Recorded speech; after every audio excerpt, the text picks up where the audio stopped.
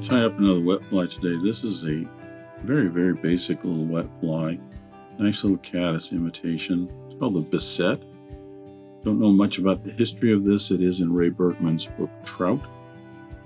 But it just has a little bit of a floss tip in the back and a Peacock Herl body and a slate or dark gray wing to it. It also has a throat of Guinea hackle, which is interesting. I always enjoy working with Guinea feathers. So that's the Bisset. I'll go ahead and get started.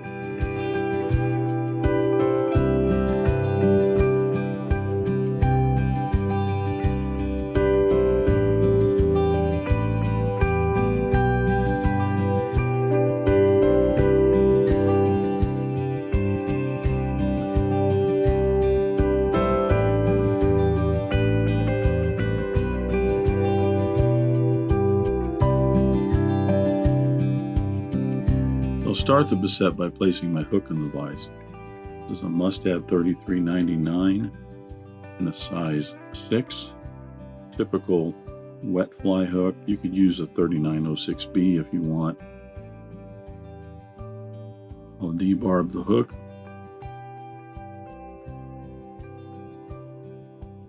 And I'll attach my thread. Thread starting out with a Danville 6/0 white, because the tip on this is a yellow floss. I don't want to darken that up with a black thread. I'll run my thread down to the end of the shank. This is where I'll tie in my tip. I'm using a Danville 4-strand Rayon in yellow floss, and I'm only using 3 of those strands of floss for this. 2 will end up being the resulting tip, and 1 is a security. Notice that I'm tying this in as I'm wrapping down the hook shank about 8 to 9 wraps. I'm keeping it all on top of the bend of the hook. I come back up. I'll come up just almost to the point of the hook. Trim this the length of the body. Now I'll take 2 strands. Sometimes you have to fiddle with this to find the best 2 strands, because what you want is 2 strands here that are going to wrap and make in the tip, and then this one will actually fold over the top and be tied in as security. It keeps the floss from unraveling down the hook shank as you fish it.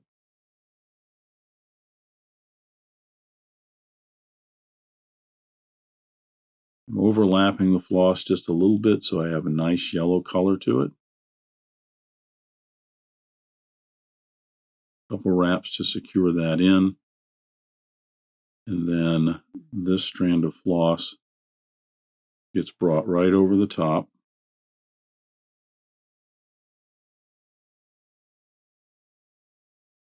And gets tied in right on the top. Like I said, that just keeps that secure, because when you're fishing this, just the slightest touch right there, without that floss will actually start to kind of unravel and go down the bend of the hook. Trim this the length of the body.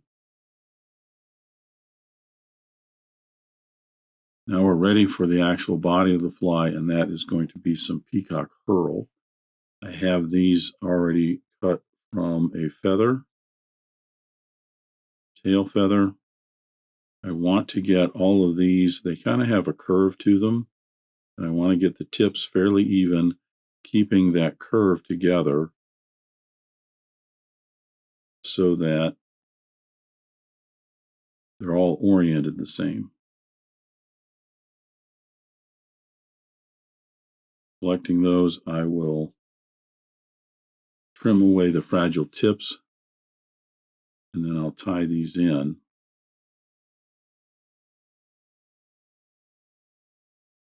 Tie those in so that they are the length of the body, and then wrapping that forward, I'll put a little wax on my thread, and I shall secure all of that down to the hook shank. Stopping an eye length behind the eye of the hook, now I can wrap in the body. The easiest way for me to do this is I'll bring my thread a little more forward. I'm actually going to use the rotary feature of my vise, and it just helps the body be a little bit smoother, a little fuller.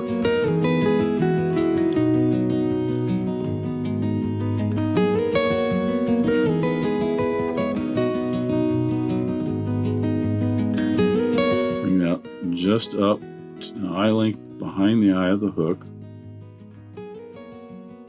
and secure that in.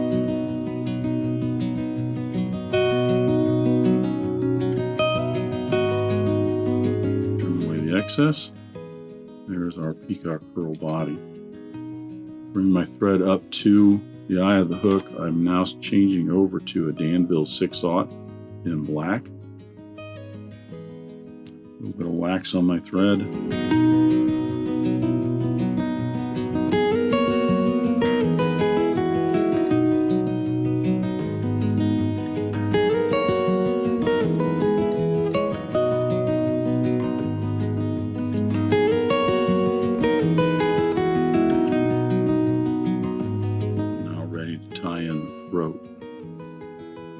Throat on this is Guinea fibers, Guinea barbs, and I have a strung Guinea right here. I'm going to pick a fairly full feather. I want some of these that are, the tips on the Guineas sometimes gets kind of sparse out here. There's less barbules on them. I want to find some that are a little fuller and not real stringy. I'll peel away the fluff.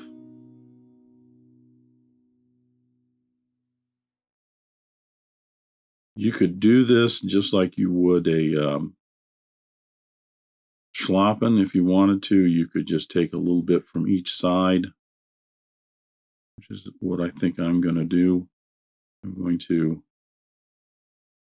get a fair clump from one side of the feather, put it down, turn the feather over, and get about the same amount from the other side. Peel that off, and then place that on top of the previous one. And then when I bring them together, I have a nice kind of, slip of barbules from that Guinea for my throat. I'm going to put that in so that the tips go just somewhere between the point and the barb of the hook.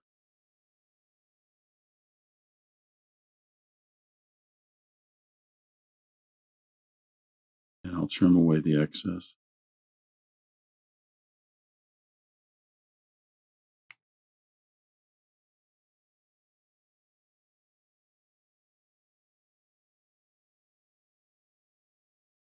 Careful you don't let that head get a little bit too big there. The wing on the Bisset is a slate or dark gray. I'm using some goose for this simply because it's a size 6 hook. It's a little bit big, and the duck that I have isn't quite full enough to do well for this size hook. So I will cut my slips out for each side.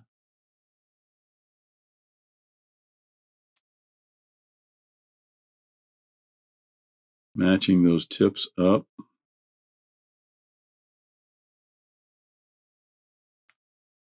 I'll make certain that I have the tips even first.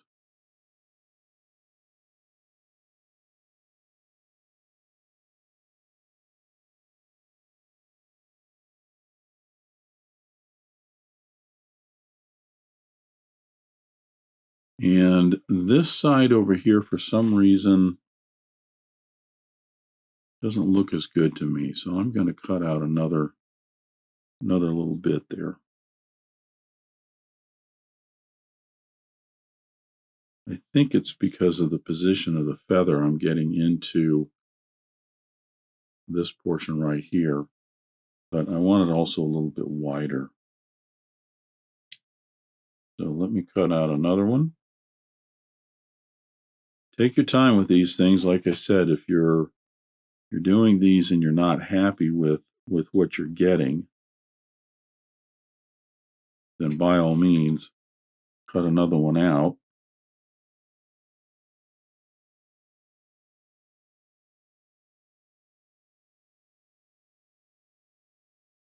That's a little bit better. So I got 2 new slips out here, and these are a little bit better. One's a little wider than the other one, but we'll fix that. So I've got my tips evened up. They're both a little wide. So I'm going to reach in here with my bodkin and take a few out. And that will also even them up. Place these on top. I want the tip of the wing to go just a little bit past the bend.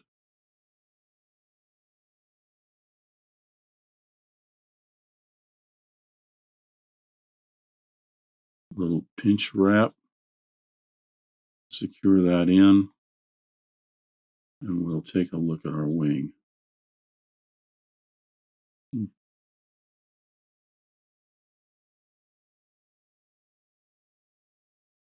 Got a straight red fiber there. So a few more wraps just to secure that in. Now I'll trim away the excess. I'm going to show you without putting my hand in here. Usually I put my hand in here and grab that to hold it so it doesn't fly off. But what I'm doing here is I'm getting my scissors in, and they're actually at an angle to the head so that I'm getting them close up to those thread wraps. These are nice, sharp, pointed scissors. So I can cut that, and I have as minimal of those butt ends sticking out, and doesn't end up making the head too bulky trying to wrap all those in and secure all those. Bring my thread down to the eye of the hook. I'll begin to wrap backwards, covering up all those butt ends and smoothing that head off.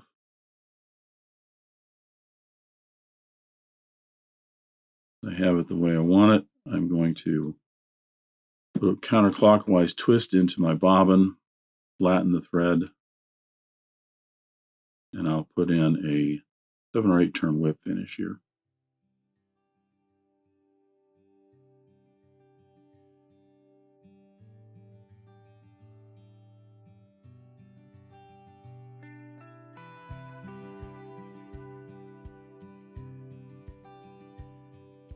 Trim away my thread, a little bit of head cement, and our Bisset is all done.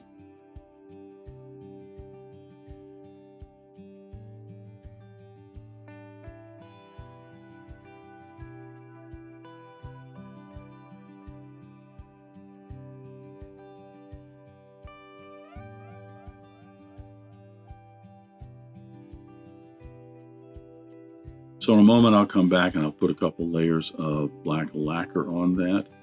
But that is our Bisset. Just an interesting fly. I like these little flies that have just a little floss tip on the end of them. It's a nice little caddis pattern with a little hot spot on it. And any of the matched and married wing flies I enjoy tying. So that's the Bisset. Thanks for watching today.